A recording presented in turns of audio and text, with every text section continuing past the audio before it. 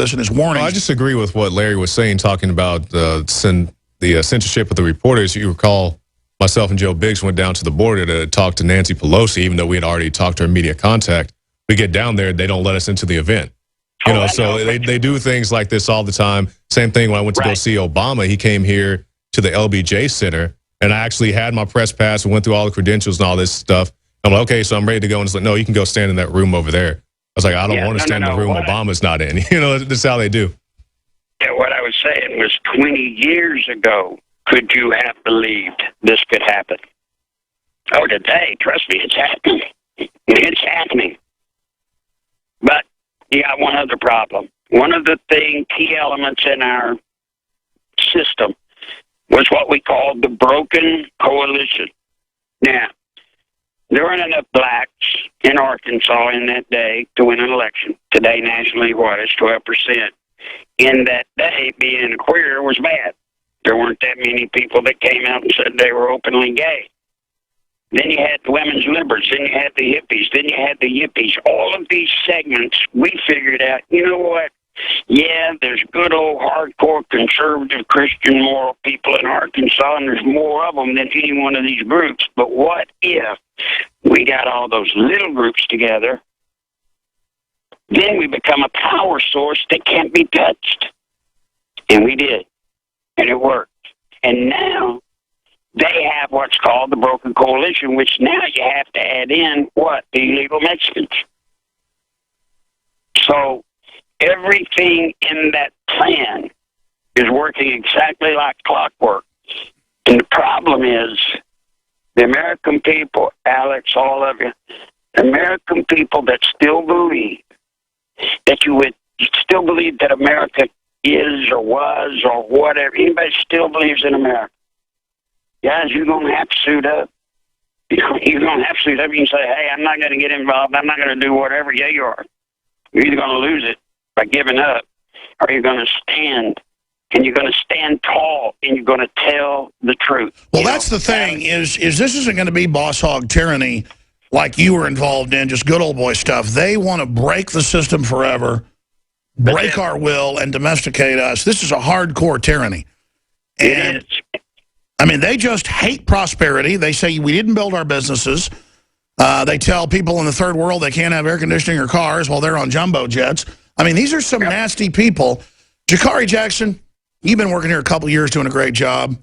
We're about to send you and whoever else you think you want to go with you up to South Carolina to cover all this tragic event. You talk about support. I didn't even plug anything last hour. We're going to plug right now and also plug Mr. Nichols, who's lost everything doing this. But that's why we need to get more reporters hired, too, so we have enough to always cover all these things as things heat up. But, Jakari, what is it like just to see it all for yourself? I mean, here it is. WTOC television, police say he was on Suboxone, a Schedule III narcotic, which is basically a antipsychotic / amnesic mind control drug. I mean, of course we knew that was coming. It's up on Infowars.com. It's just so sad because we really are being conquered at a fundamental spiritual or cellular level. I feel whipped. I feel empty. I feel enslaved. And what's sad is I know this is just the feeling of what's coming. You know, the echo from the future. Because we're heading towards this wall. I'm yelling. I can hear it's bouncing back like sonar. I can see what's there.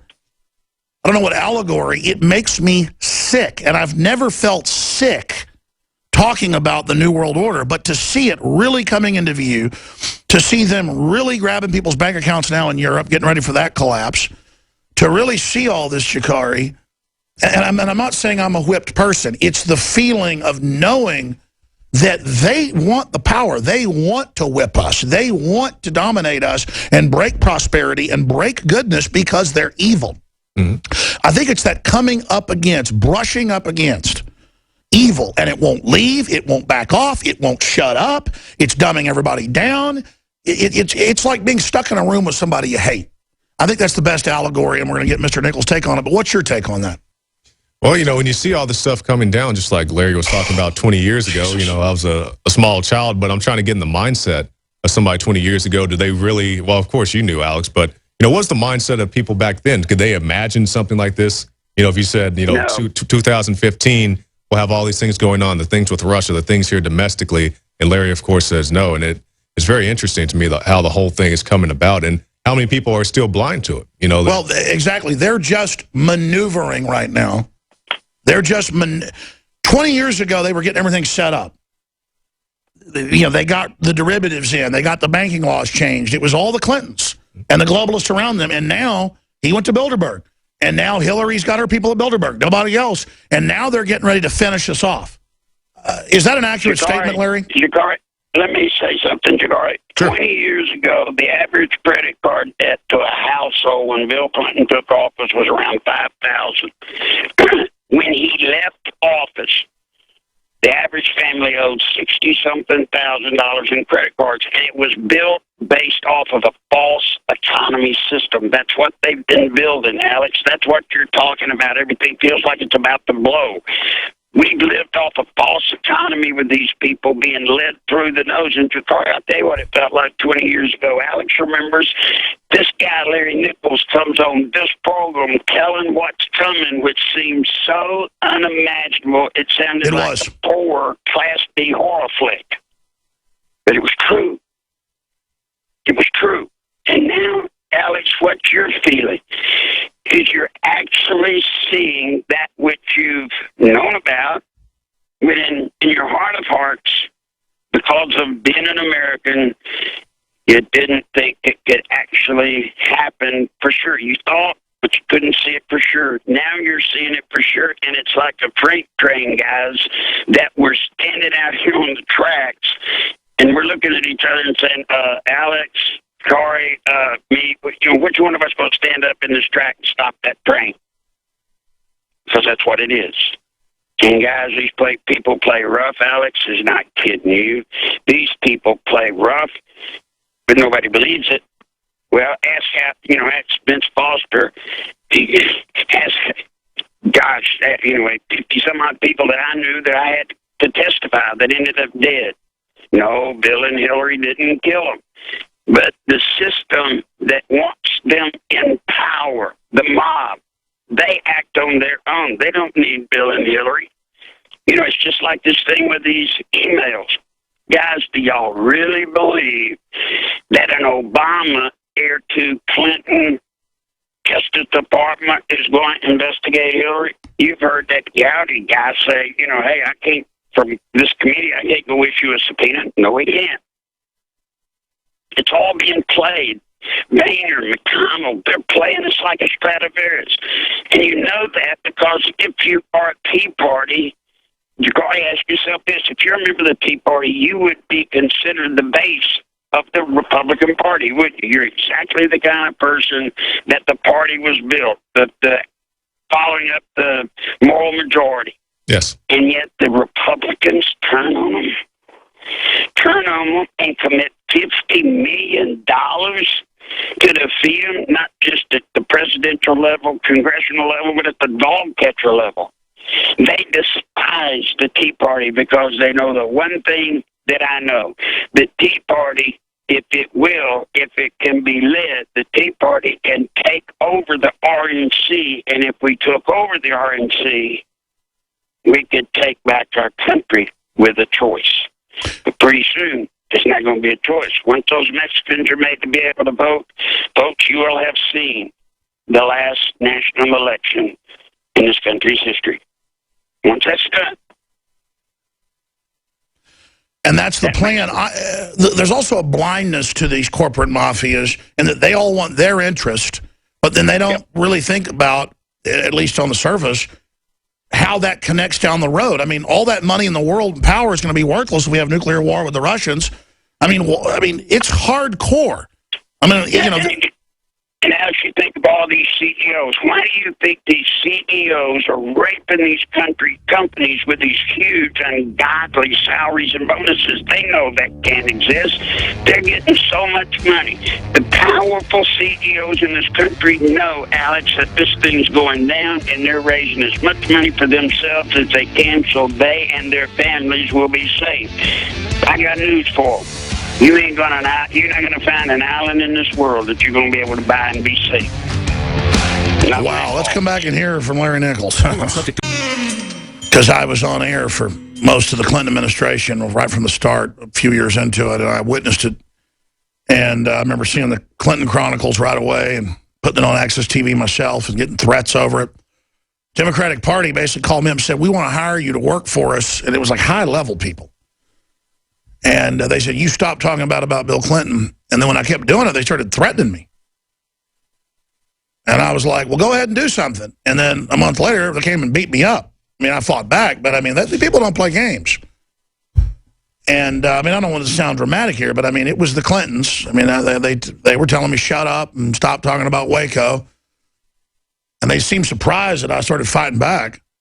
That'll get you motivated when four guys are punching you. And I just can't believe we're in such bondage, and it's all sold by trendiness and the rest of it. I want to get into what this world's going to look like if they're able to take total control, as they're trying to do briefly. Larry's going to join us for like an hour and a half next Tuesday. Shakari Jackson's going to be on the news tonight covering more of this, 7 o'clock, with the rest of the crew. This whole race war they're trying to start. People, you notice I'm really calm right now. I've been frantically trying to stop this. Now that so much of it's going through, we're stopping some of it. I'm more just in grieving for myself and the country and all of us, because we're in deep crap. I mean, we're in the hands of some really bad people, and we've been sold out by the Republican leadership. And Larry, I remember this, you did this years ago, and I know you don't like to push people to support you, but I know you lost everything you had doing this, and I know your book's out of print when I asked you about that. How do folks support you, or if folks want to talk to you, get you to speak to their group, or come on their show? I know you give out your home number and your address for folks, so why don't you give that out for people? Well, you bet. Look, my phone number is 440-897-0611. My address is 58 Kensington Drive, Conway, Arkansas, 72034. And Alex, I know people are going, how many people you ever had on the show that give out their home number, their home address? Guys, under this regime, you ain't going to hide. You're not going to hide. There's no sense in it. Either we get together, either we form up, or forever shut your mouth. Because this thing is coming down. And next week, Alex, it'll go, I'd like to talk next week about the 450 troops going to Saudi Arabia, to the Anbar province. Yeah, believe it or not, folks, that's connected to this. That's 450 people going on what they call the lily pad type operation. I've been on many of them, and it's a death trap. Why? Why would you send 450 of our best into a death trap, especially when you just had the Secretary of Defense and the head of the Joint Chief of Staff yesterday in a committee, and Ordinero, the Marine General, they're all saying it won't work. Why? All right. Well, Larry, we're going to talk to you next Tuesday. Be safe, sir. I really appreciate you giving us the time today. And, of course, we're going to have you on a lot more as we enter the Clinton Nightmare 2.0. So thank you so much, sir. You bet. Thank you all, Alex. Thank you. Thank you. Jakari, I'm going to give you overdrive for 5 minutes. I'm going to just leave and have you host for 5 minutes, give your take on everything from the heart there to the viewers. And briefly, I didn't plug anything last hour. We've got the liver cleanse. And you can do the deep cleanse with the oxy powder and the rest of it for 6 days. And most folks have a bunch of huge gallstones come out. It's pretty spectacular and obviously good for you. Or you can just do the regular maintenance with Liver Shield. It's available at InfoWarsLife.com. And your purchase funds this operation as we go into the eye of the storm.